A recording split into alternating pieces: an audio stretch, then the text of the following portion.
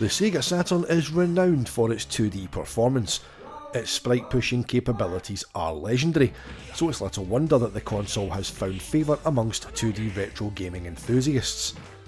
At the Sega Guys, we champion all aspects of the Saturn, but we're all too aware of the myths and old wives' tales around the console, which led to us recording a Saturn myth-busting episode recently.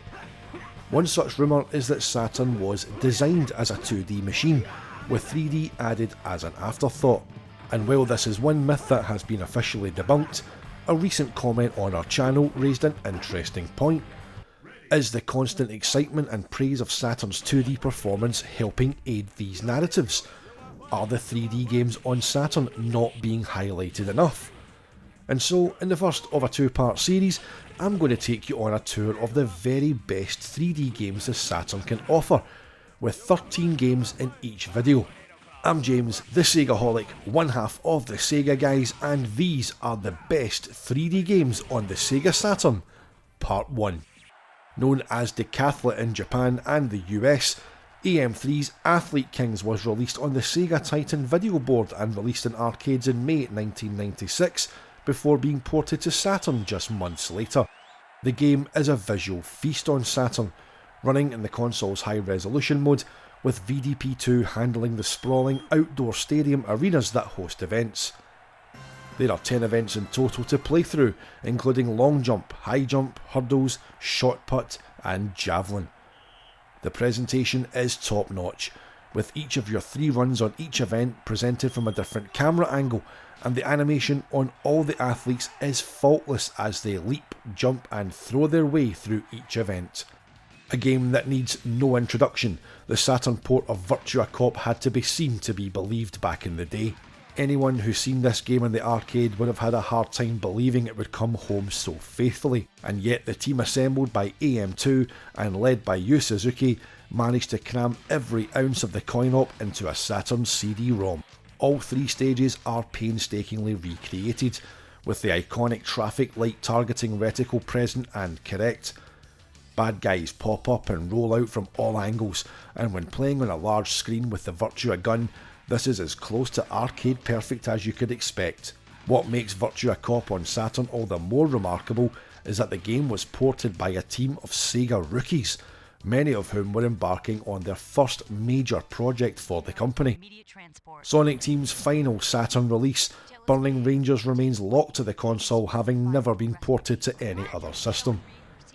Taking on the role of either Sho or Tillis, you battle blazes that show off the Saturn's transparency effects to perfection, navigating platforms and hazards on the way. The game introduced a clever navigation mechanic, where pressing X or Z on the controller radios back to Burning Rangers HQ, where Chris Parton will advise you on where to go next.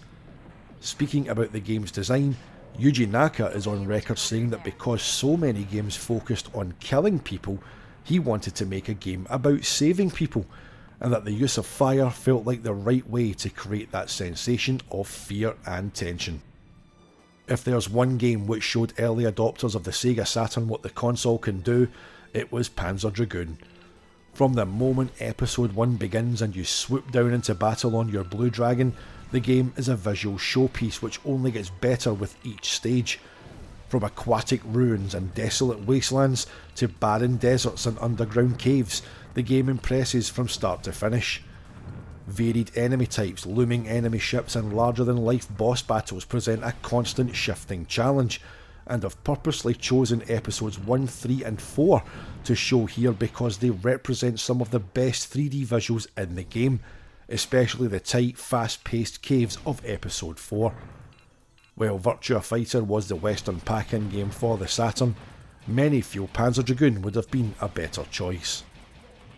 Released in arcades in June of 1995 and running on the Sega Titan video board, Virtua Fighter Remix acts as a visual upgrade on the original Virtua Fighter. The characters are larger and fully texture mapped, featuring more polygons than the original Saturn port, but still less than the Model 1 arcade game. The polygon glitching and flickering from the original port are largely removed, giving a far greater first impression. The ring areas themselves are also texture mapped, adding more detail to the stages, but the 2D backgrounds remain unchanged from both the arcade and Saturn original. There are, however, some trade-offs with Remix. The lighting system is removed entirely, most evident on Sarah Bryant's rooftop stage, and the loading times are also longer than the original port. Daytona USA CCE is included on this list purely for its visuals.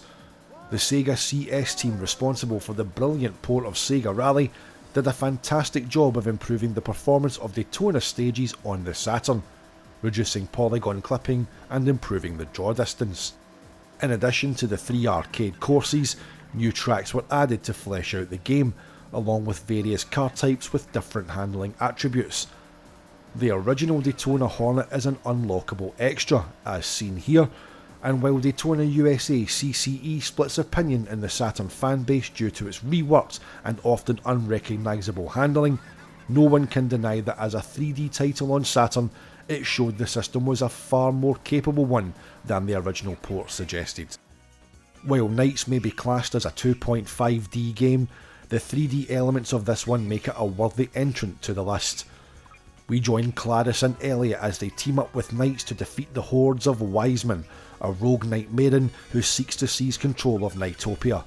Best played with the analog stick of the Saturn's 3D controller, you free the 4 Idias from their captures by collecting 20 blue orb chips scattered around the level in order to free each Idia. Rescue all 4 and you face off against one of Wiseman's bosses.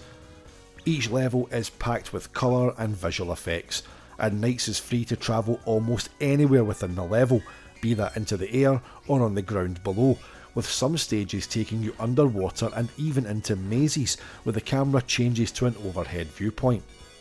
Wrongly seen as a competitor to Mario 64 back in the day, Knights is a classic old school Sega arcade score attack game at heart, with some of the very best visuals ever seen on the system.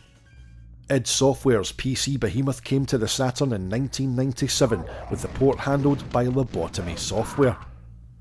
Unlike Saturn Doom, which seen John Carmack allegedly veto the use of a new graphics engine tailor-made to benefit Saturn's architecture, Quake runs on Lobotomy's Slave Driver engine, which would also power Exhumed aka Power Slave and Duke Nukem 3D. Thanks to the Slave Driver engine, Saturn Quake made use of coloured lighting, something the PC version wouldn't see until its official OpenGL patch. The Saturn version supports the 3D controller for more precise controls, and in the main, the game runs great given the limitations of the hardware. When you consider the cost of a PC to run Quake in 1997, having a playable version on the Saturn was quite something. A PlayStation port was rumoured but never released, and while the Nintendo 64 did receive a port later, it stripped out several levels due to the space restrictions on the cartridge. While Lara Croft would go on to become a PlayStation mascot of sorts, her first steps were taken on the Sega Saturn, thanks to a deal between Sega, Core Design and Eidos. The Saturn version is often criticised for its lower frame rate and darker textures, but when you consider that it runs primarily using VDP-1, it's a respectable version. Back in the mid-90s, when I first played Tomb Raider on Saturn, I was too mesmerised by the huge levels, vast exploration and challenging puzzles to notice any technical issues. The Saturn version features refractive water surfaces, something lacking in the PlayStation and PC versions, and it remains an impressive example of 3D environments on the system. Hudson Soft's Mech Battle Simulator is a visual feast on Saturn, with expansive cities and big explosions galore. Your mech can transform at will, switching between robot mode and a plane mode which closely resembles the G1 Seeker jets from Transformers in their Cybertronian form. You explore the cities taking out targets including rocket launchers, tanks and rival mechs, and the frame rate never skips a beat. Bulk Slash was recently translated into English by a team led by our good friend Danthrax from Sega Saturn Shiro, with not only the in-game menus and text fully translated, but all spoken parts fully re-recorded in English. Bulk Slash is one of the gems of the Japanese library, with James Price of UK magazine Saturn Power commenting that the game proves the Saturn's off-malign 3D visuals are better than many critics would have us believe. Great soundtrack, shit game. This overused and grossly unfair modern day narrative of Sonic R betrays what is one of the Saturn's most visually impressive games. Traveller's Tales have done an amazing job with Sonic R. Every track is packed with texture map details with various routes and shortcuts to find.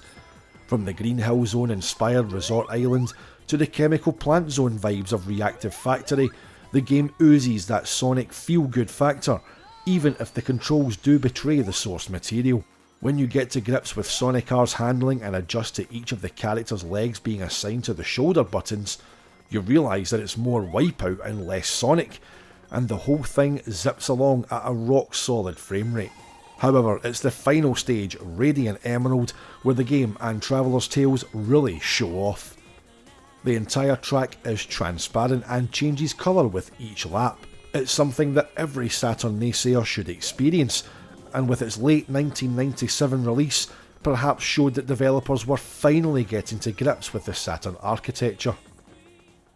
There was a time when Wipeout on anything but PlayStation seemed far-fetched, but within a year it was brought to Saturn by Tantalus, who would go on to work on several titles for Sega System that generation, some of which will be mentioned in the next part of this video.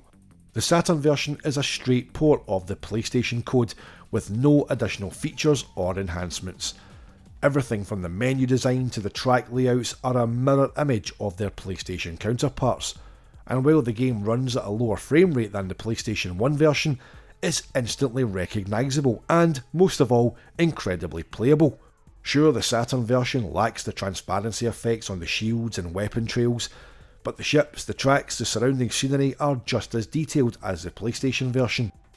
If you owned a Saturn and didn't have access to the PlayStation version, this would have impressed anyone who picked it up back in the day. The final game of Part 1 and another Model 2 port.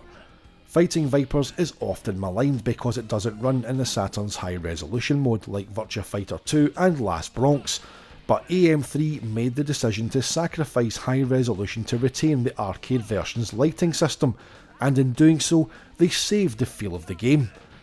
Fighting Vipers was one of the first, if not the first, 3D fighting game in the home to include destructible 3D objects, in this case the fences around the ring, which you can use to smash opponents through to cause maximum damage. Every stage in Fighting Vipers has a unique look and feel thanks to the lighting system. The headlights illuminate the fighters on Picky's stage, the sun sets on Sandman's desert stage, and the harsh streetlights shine down as you take on Candy. Moving at a rock solid 60 FPS and with a varied roster of fantastically animated combatants, Fighting Vipers plays as good as it looks. So there we have it, the first 13 Sega Saturn 3D games, which we feel show the system at its very best. Join us soon for part 2, where another 13 games are put on show, and we can assure you, the best is yet to come. I'm James, the SEGAHolic. You can find me on X at the SEGAHolic. You can catch Dan, the Mega Driver, at super_D, and the pod account is of course at Sega Guys. If you've made it to the end, thank you so much for watching, and until next time we will see you on the Sega side.